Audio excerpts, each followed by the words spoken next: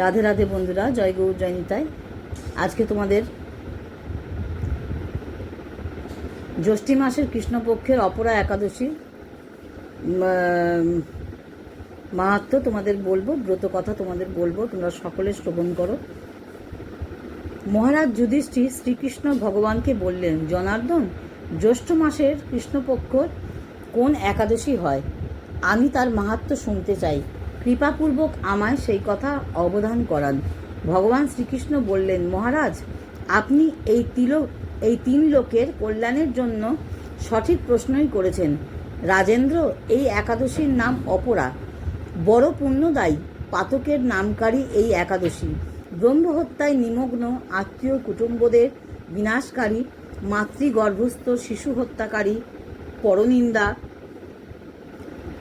তথা লম্পট পুরুষরাও এই অপরা একাদশীর ব্রত করে নির্ভয় হয় ও পাপমুক্ত হয়।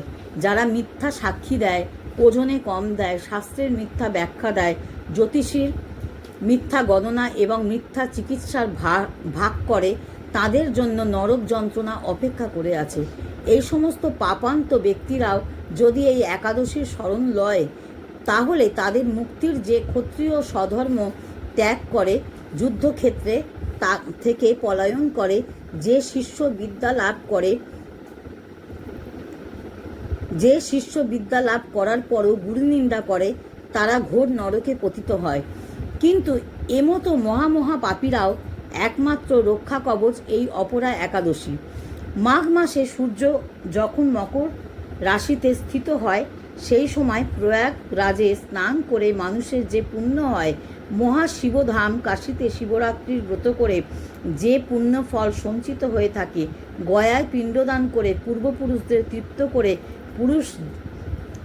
করে পুরুষ যে ফলের ভাগী হয়, বৃহস্পতি যখন সিংহ রাশির উপস্থিত থাকে, তখন গোদাবরীতে স্নান করে মানব যে ফল প্রাপ্ত হয়, বদরিকাশ্রম তীর্থযাত্রাকালে ভগবান কেদারনাথের দর্শনে তথা বদ্রীনাথ সেবা করে যে সব পুণ্যফল অর্জিত হয়, তথা সূর্যগ্রহণের সময় কুরুক্ষেত্রের দক্ষিণা সহিত যজ্ঞ করে দান স্বরূপ হাতি, ঘোড়া ও সুবর্ণ দান করে যে ফল প্রাপ্তি ঘটে, কেবলমাত্র অপরা একাদশী পালনে মানব ওই ফল প্রাপ্তি হয়।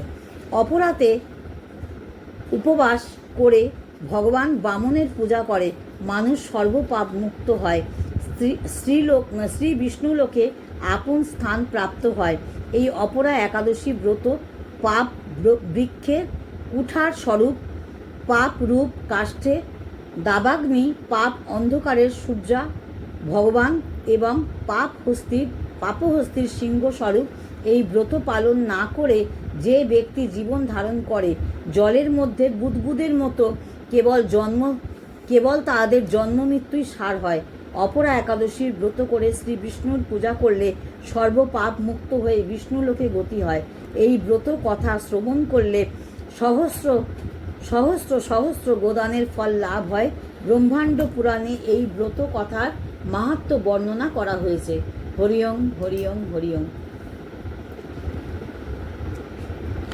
তাহলে তোমাদের এই অপরা একাদশীর মাহাত্ম্য কথা তোমাদের বললাম, আশা করি তোমাদের সকলের ভালো লাগবে। আর উপবাস শুধু করলে হবে না, এই মাহাত্ম্য কথাও তোমাদের ব্রত কথা শুনতে হয়।